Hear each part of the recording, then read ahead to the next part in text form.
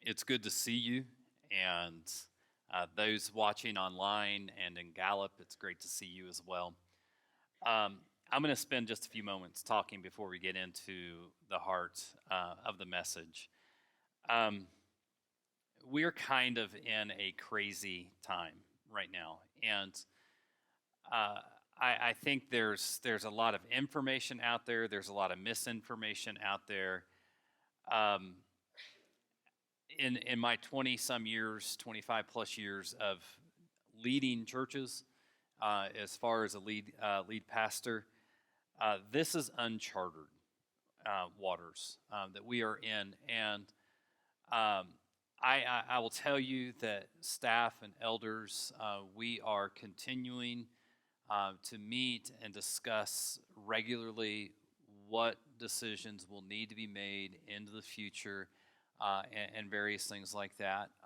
We had already begun the process of getting the equipment that will allow us to stream online more effectively. And if worst case scenario happens and that's what we feel is best, we will gather online.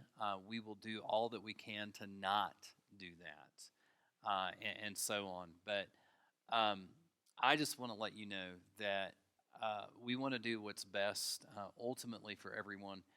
But we are concerned with people's physical health.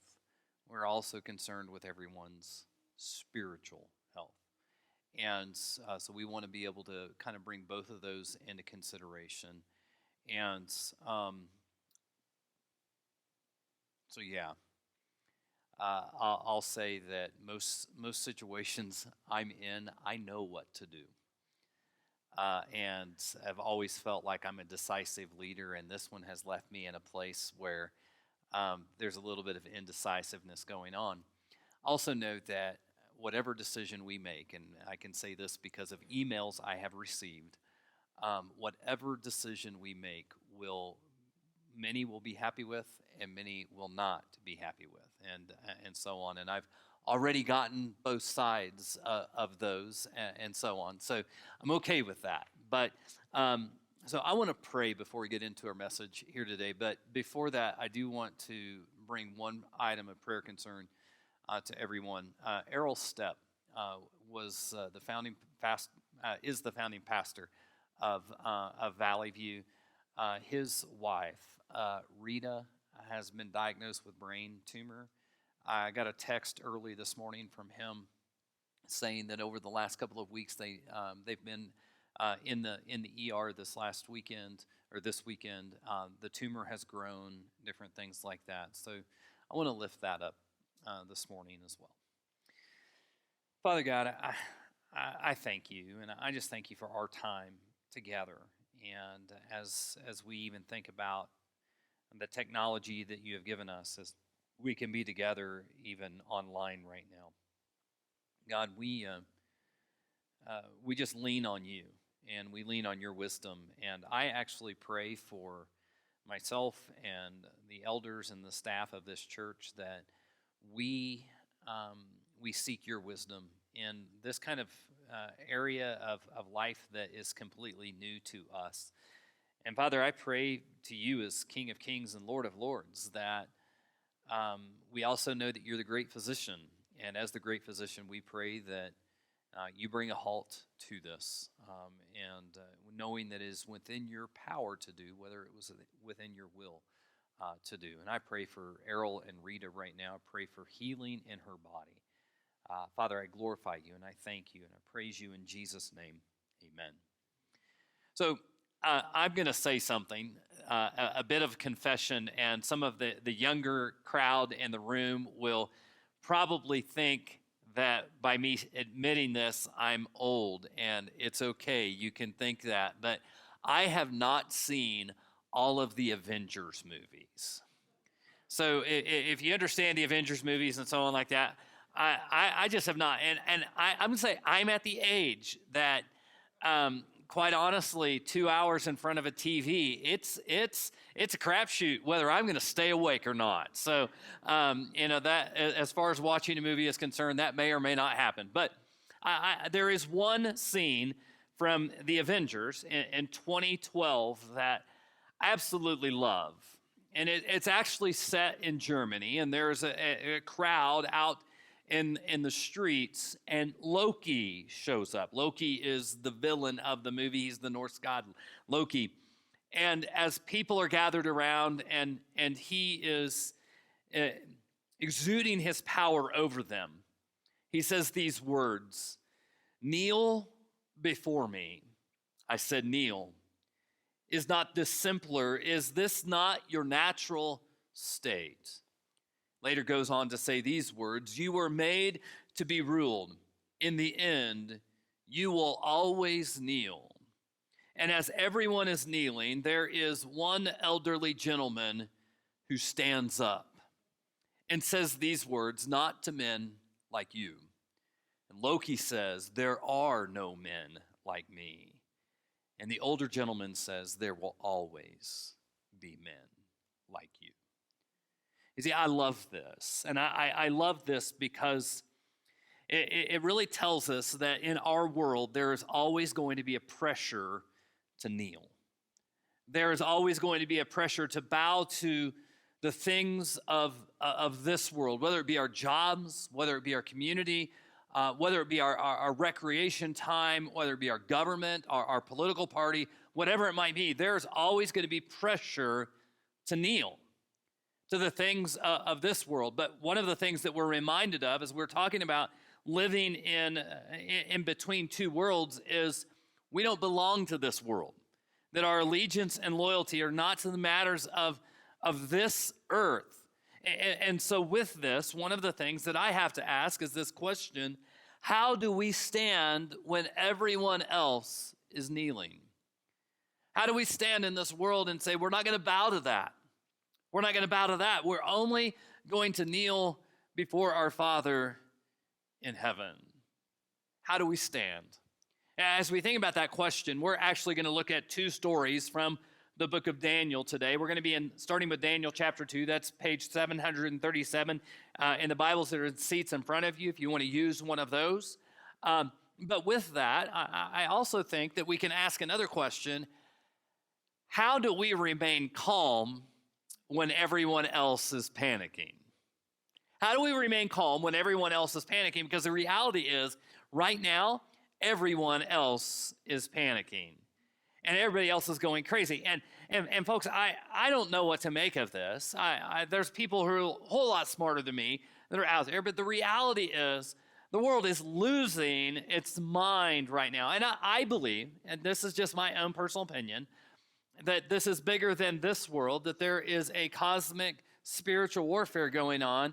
Satan wants to create fear and chaos in this world. So with that, though, how do we remain calm? Because one of the things that happens is this right here. That they were last week. We looked at a message where we find that the king was asking the Jewish men to eat food, and they would not do this. Now we've moved into where they're serving the king, and as they're serving the king, one of the things that happens is the king has a dream. He has a dream that bothers him. He has a dream that makes him freak out. He is going nuts. In fact, this has bothered him so much. This is what we read in Daniel chapter 2, verse 5. The king answered and said to the Chaldeans, the word for me is firm. If you do not make known to me the dream and its interpretation, you shall be torn limb from limb, and your houses shall be laid to ruins. Here's what's happening. Here's the reality. In this dream, he's so freaked out, he's so panicked, that he says, if you don't tell me what this means, I'm going to kill all y'all. And I'm going to tear down your houses. And the implication here is, I'm going to kill your families as well. And so he is fearful. Here's one of the things that I think we can say, that the reality of the unknown creates fear. And I think we can look at our world today and say the reality of the unknown is creating fear. We just don't know what's going on. We don't know what's happening next. We want to be able to get up tomorrow morning and everything be okay. And now Walmart is on fire. I'm just thinking, it's like, what next? It just seems, and so the fear of the unknown, right, creates this angst among us. That's where the king is. But what we find is that he gets so mad that he puts out a decree that he says, all right, I'm going to wipe you all out. You're not telling me. And so Daniel enters the picture here. And as Daniel enters the picture, one of the things that we find is that he goes home. And he goes home and he's not freaking out. In fact, this is what it says in verse 17. It says, then Daniel went to his house and made the matter known to Hananiah, Mishael, and Azariah, Shadrach, Meshach, and Abednego, his companions, and told them to seek the mercy from the God of heaven concerning this mystery, so that Daniel and his companions might not be destroyed with the rest of the wise men of Babylon. And so here's a very important thing. While the king is panicking, Daniel and his friends prayed. While they're freaking out and everybody's worried about this, Daniel and his friends decide that they're going to go pray. And I think that's a beautiful thing. And maybe what we are called to do right now is not have an opinion, not freak out, not be the opposite freak out of everybody else freaking out. Maybe what we are called to do right now is simply pray. Pray that we have wisdom. Pray that we have wisdom to engage those who are fearful, both ends of the spectrum here. But as Daniel, after they prayed, he went and he sought out the king. And he said, listen, I really want to help you out, but all I'm going to ask is that you don't kill everyone. And I think that's noble. That represents a lot of integrity, because Daniel is at the perfect spot where all he had to do was say to those that I don't like, and the king was so fearful, he would have done that. But he said, no, don't kill any of them. And so as he goes on, this is what Daniel says to the king. It says, Daniel answered the king, no wise men, enchanters, magicians, or astrologers can show the king the mystery that the king has asked. But there is a God in heaven who reveals mysteries, and he has made known to King Nebuchadnezzar what will be in latter days. Your dream and visions of your head as you lay in bed are these. And so he interprets the dream. And what he interprets is, there are 4 kingdoms. There's the Babylonian kingdom. It will fall. There's the Medo-Persian Empire. It will fall. There's Alexander the Great. His kingdom will fall. The Roman Empire will fall. But then he goes on to say this in verse 44. And in the days of those kings, the God of heaven will set up a kingdom that shall never be destroyed, nor shall the kingdom be left to another people. It shall break in pieces all the kingdoms and bring them to an end, and it shall stand forever. So basically, he's talking about the kingdom of heaven. He's talking about the kingdom that Jesus establishes. And here's the beautiful thing about that. We are part of that kingdom. We live in the kingdoms of earth, but this is our kingdom. So we don't have to fear, because this is a kingdom, as it talks about in the book of Hebrews, that cannot be shaken. It cannot be destroyed. And so we live here, we're going there. And so we live between 2 worlds. We don't have to fear, because this is our kingdom. In verse 45, at the very end of this is what he says. A great God has made known to the king what shall be after this. The dream is certain and its interpretation sure. So notice he puts the emphasis and the focus in on God. And Nebuchadnezzar then proclaims God. And Daniel says, hey, can you help my friends out? Can you help Shadrach, Meshach, and Abednego out? And the king elevates them. Here's a beautiful thing. The king acknowledges God. He acknowledges God because Daniel acknowledged God. But here's the problem. Decisions made in fear are never lasting decisions. I'll never forget, we had a young lady in our first church in Abilene, Texas, and had the altar call. And I had never seen this person before in my life. And as soon as the altar call happened, the piano started playing, she darted down the aisle. And she was literally shaking. And she could barely compose herself. So I said, listen, we're just going to have to kind of table this. We're going to come when you're a little bit more calm and different things. And she came to my office a couple days later. And she was talking and asked us, so what was it that really made you want to make a decision for Jesus? And she started saying, well, I've never been to church before, and somebody told me I need to read the Bible, and I had insomnia the other night, and as I had insomnia, somebody said, just read the book of Revelation. So I read the book of Revelation, and it scared me to death. And she went on and on and on and on. But when scared to death, failed and kind of went away because, guess what? Jesus isn't coming back tomorrow, and I think I'm going to be okay. When that waned, so did she. And so when the king, he has this great decision. God is God, this is great, this is wonderful, but it doesn't last very long because he's the king, and the king wants to compete with God. And so we get into chapter 3. The king actually has this idol created. In fact, it says in the plains of Dura. So the best way that we could maybe say this, in the plains of Stanley. Okay? He has this idol erected, and it's 9 foot wide, 90 feet high. And so we think that this thing is pretty big and so on. He says everybody has to do this. In fact, this is what he says in verse 4. This isn't up on the screen, but it kind of gives us a picture. It says, and the herald proclaimed aloud, you are commanded, O peoples, nations, and languages. That's pretty much everybody. That when you hear the sound of the horn, pipe, lyre, trigon, harp, bagpipe, and every kind of music. Here's the thing. Different cultures had different instruments that they would use. So this means everybody. You are to fall down and worship the golden image the king Nebuchadnezzar has set up. And whoever does not fall down and worship shall immediately be cast into the burning fiery furnace. I love that language here. Burning, fiery furnace. It's kind of putting the emphasis on this thing's hot. And so when you think about this, now I grew up going to Sunday school, and I had always heard that this was a statue of King Nebuchadnezzar. That was just kind of how it was a bit.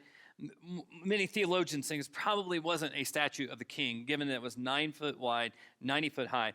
Most likely, and we can attest to this from within our own nation's history and so on like that, a totem pole, a 90-foot totem pole that would have had various deities to the Babylonian gods. And then on top of that would have been maybe Nebuchadnezzar himself. Or it could have been a totem pole type thing that would have represented Babylonian life or whatever it may be. But here's the reality. Whether it be the king, whether it be the deities, whether it be their way of life, he was basically saying, our way of life, our deities, I as the king, deserve 100% loyalty and allegiance from you. And so when you hear this, you bow down and you pay 100% allegiance and loyalty to me. And so that, they play the music. And they play the music and everybody bows down. Everybody goes to the plains of Dura, except those 3 guys, Shadrach, Meshach, and Abednego, right? And so the king's advisors go to the king, and I think there's an element of smugness. I think there's an element of, there are 3 men, those men, who are of different culture, and they don't do things like us, and they're kind of weird. They wouldn't bow down to the statue. And so the king brought them in. And it's interesting that the king didn't destroy them then. He gave them one more chance. He actually pleaded with them to bow down. It's almost as though I know who you are. I know how valuable you are to me. So please do this. But they wouldn't bow. In fact, this is what we find them saying to the king in chapter 3, verse 16. It says, Shadrach, Meshach, and Abednego answered and said to the king, O Nebuchadnezzar, we have no need to answer you in this matter. If this be so, our God, whom we serve, is able to deliver us from the burning fiery furnace, and he will deliver us out of your hand, O king. But if not, be it known to you, O king, that we will not serve your gods or worship the golden image that you have set up. I basically said no. Now, this enraged the king. In fact, it enraged the king so much that he ordered that they stoke the fire. And he ordered that they stoke the fire 7 times as much as it was. Now, I don't know what that actually equals to, but 7 times hotter than hot is hot. But he wants to make sure that they burn. And the picture here, most likely, is they have this furnace before the king, and he's setting off at a distance, and it's kind of like a pizza oven, where there's kind of a window to where you can look in and see what's happening. And as they put these guys in, or they drop them in from the top, there's this expectation that they are writhing in pain, and there's this expectation that you're hearing the flesh burn and smelling the hair and different things like that. There's an element where you're taking joy and watching all of this. So the king, as he is watching this, he doesn't hear them. He doesn't hear them groan. He doesn't hear them writhe out in pain. He doesn't smell the flesh burning and everything like that. And he looks, and he asks a question, didn't we put 3 men in the fire? Well, yeah, we put 3 men. Why do I see 4? And why aren't they burning up? And so he asked them to come out of the fire. And this is the picture that I have in my mind. They walk out as if they were never in. I mean, literally, there's no smoke on their face. The hair isn't, curly and smell like, what happens when you open up the barbecue grill, right? And so it's as if they weren't in there. And because of that, this is what the king says. Nebuchadnezzar answered and said, "Blessed be the God of Shadrach, Meshach, and Abednego, who has sent his angel and delivered his servants, who trusted in him and set aside the king's command and yielded up their bodies rather than serve and worship any god except their own." Okay, so the king, again, acknowledges God. He's able to say, now, if you have to understand this entire system, in fact, nations had their own gods. And when one nation would conquer another nation, it was as if saying, our God is bigger than your God. That's what the system was. And so here, understanding all the Babylonian deities, he's able to say, no, God is the great God.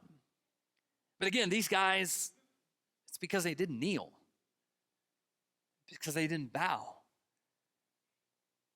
That they were able to show how great God is. So a couple of observations. As I think about these observations here today, they're going to kind of lead to one big observation here this morning.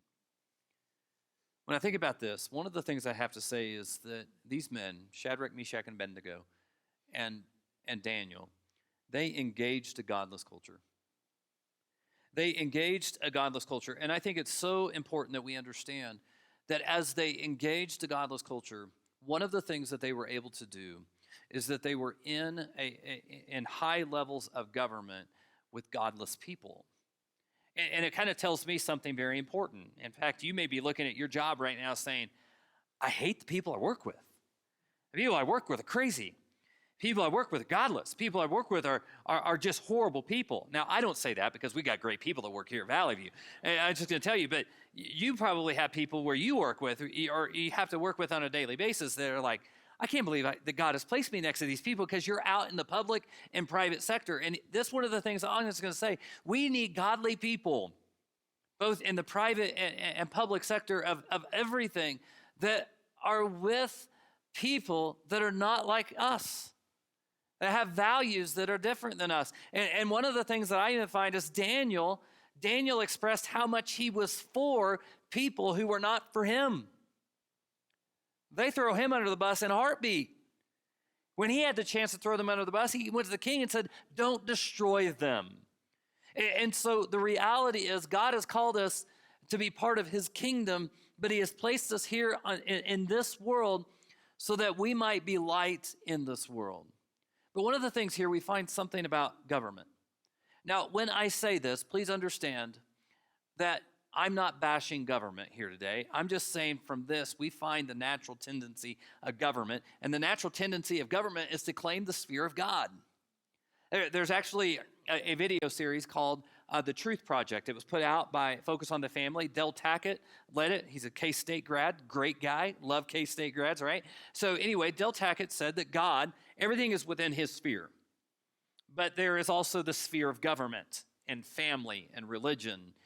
But one of the natural tendencies is for government and those in governing authorities to step in and claim the sphere of God. And that's basically what happens here. what happens here is Nebuchadnezzar says, listen, I deserve what God deserves, and that's absolute loyalty, absolute allegiance. I deserve worship, our way of life, our God's. And so he steps into the sphere that is only rightfully God's. Now, government at its very best is when it is for people.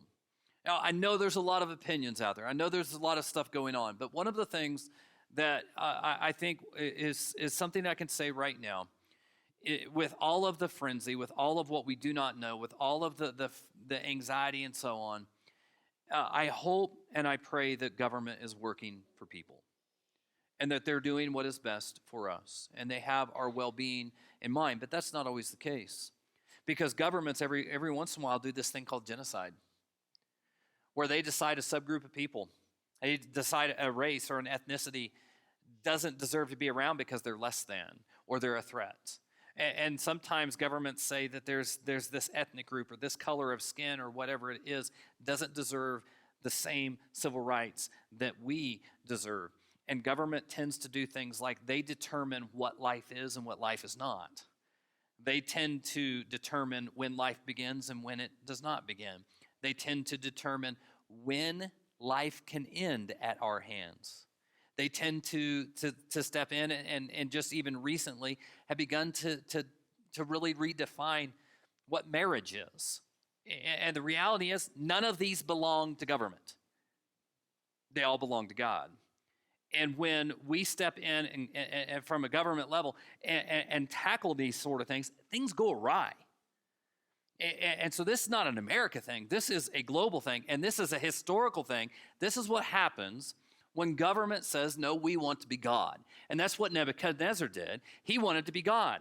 And his people were willing to worship him as God. But here's the thing.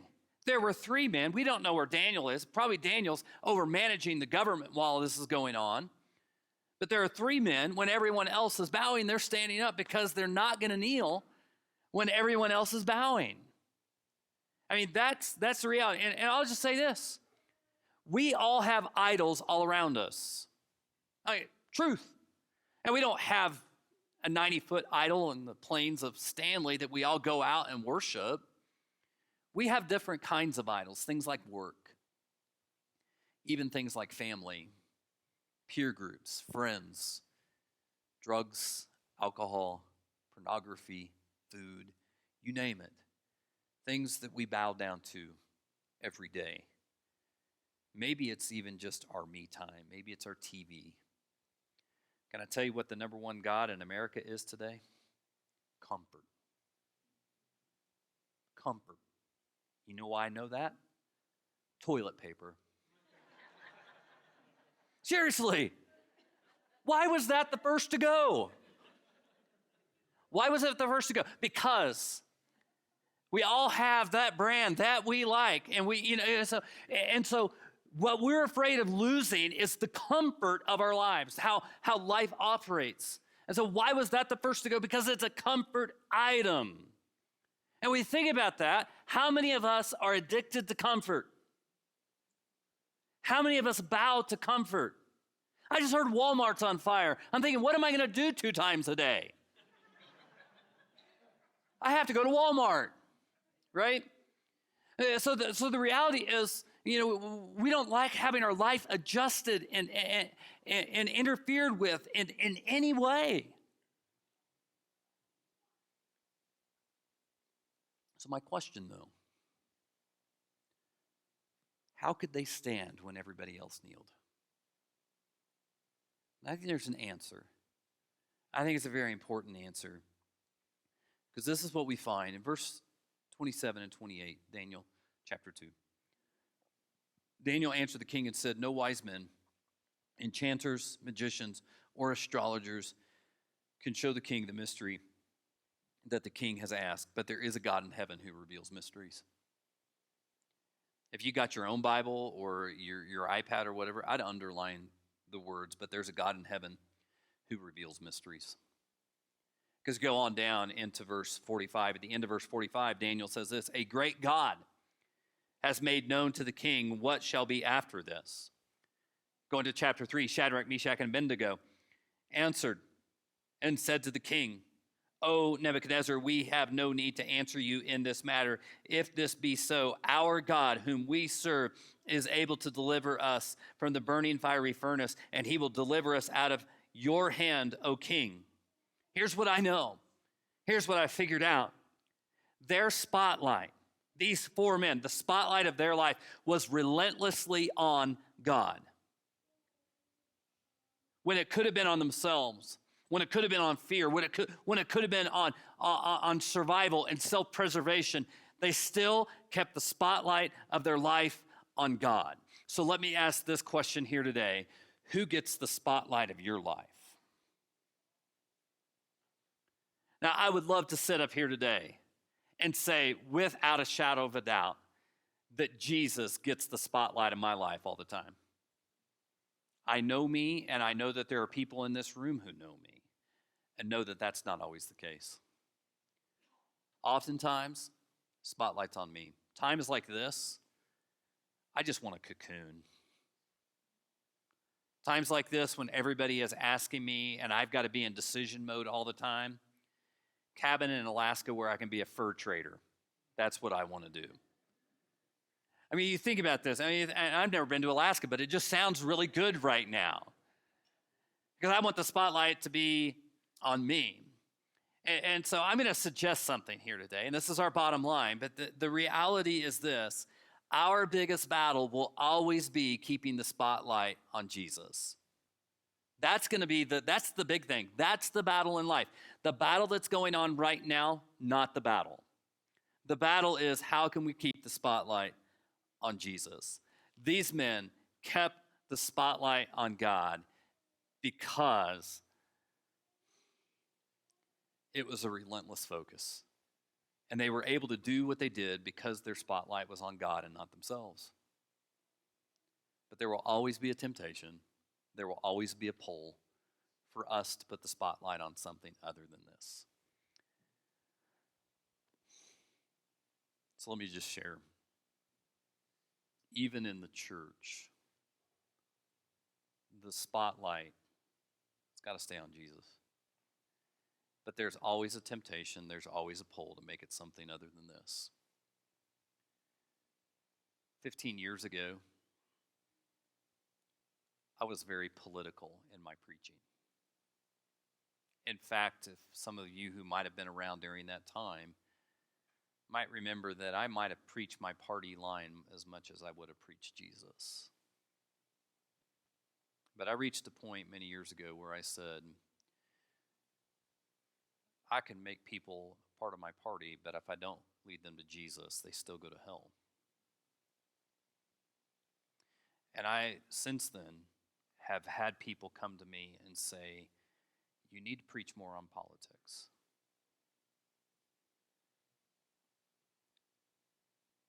I've also had people come and tell me, Brandon, we need more hellfire and brimstone out of the Old Testament. By the way, we're talking about fire from the Old Testament today. But I remember one guy coming to me one time and simply saying these words, you preach too much about Jesus. You know what I wanted to do? I wanted to take 2 steps to the left so the lightning would not come anywhere close to me. Seriously, I mean, here's how I look at it. I believe Jesus saves. I believe he is the only Savior. I believe Jesus transforms lives. And when he transforms lives, when people are connected to him, it permeates into every area of their life. It permeates into marriage, into family, into work life, into community, into neighborhood. It goes everywhere. And Jesus is the answer for the world. And if Jesus is the answer for the world, then how dare we try to make church something other than that? Heck, I said something to Jim this week, and as it came out of my mouth, I didn't intend to put it into my sermon, but I said it and it came out of my mouth, and I literally mean this. If Valley View ever becomes something other than about Jesus, please fire me. It's got to be that. And so as we think about coronavirus right now, we think about everything that is going on, I can tell you my stress level, is about as maxed as it has ever been. Because I am concerned with public safety. I am concerned with not spreading disease. I am concerned about doing what is best for our community if it would come to that. I am concerned about that. And I can tell you, we are meeting regularly. We are texting back and forth all the time, even when we're off work right now, really grappling with what is the best thing to do. Here's what we are looking at. Let's just say, this is going to be a last case scenario, worst case scenario, if we end up not meeting. How do we engage the church? How do we continue discipleship for a period of time until we're able to come back together again? Because it's got to be Jesus.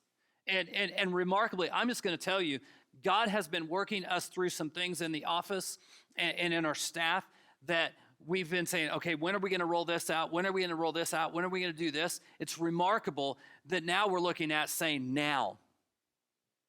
That's been working behind the scenes. I think this message today, God knew 6 months ago when this got planned that this was the message that was needed at Valley View Christian Church today. Why? Because he's sovereign and he's good.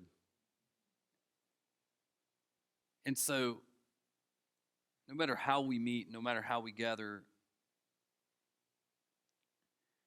it will be Jesus. And it will be helping people connect to him and help people grow in him, because that's the greatest hope of the world. So during this time, let's just focus on Jesus. Let's be diligent. Let's be faithful. Let's not suspend logic. Let's just focus in on Jesus. With that, I want to show you something that happened at the very next chapter of the book of Daniel. These words right here from the king. The sentence is by decree of the watchers, the decision by the word of the holy ones, to the end that the living may know that the Most High rules the kingdom of men and gives it to whom he will and sets it over the lowliest of men. Nebuchadnezzar proclaims the greatness of God, does some pretty sound theology about the greatness of God here. But this never would have happened if Daniel, Shadrach, Meshach, and Abednego had the spotlight on themselves. Because they put the spotlight on God, so did Nebuchadnezzar. And when we put the spotlight on Jesus, people in turn put their spotlight on him as well. Will you join me in prayer? Father God in heaven, I thank you for this moment right here. Lord, I can tell you that there's anxiety and there's fear in this room right now, and I just know that we are called to cast all of our anxiety on you, on him, your son. So I pray that we do that. Thank you in Jesus' name. Amen.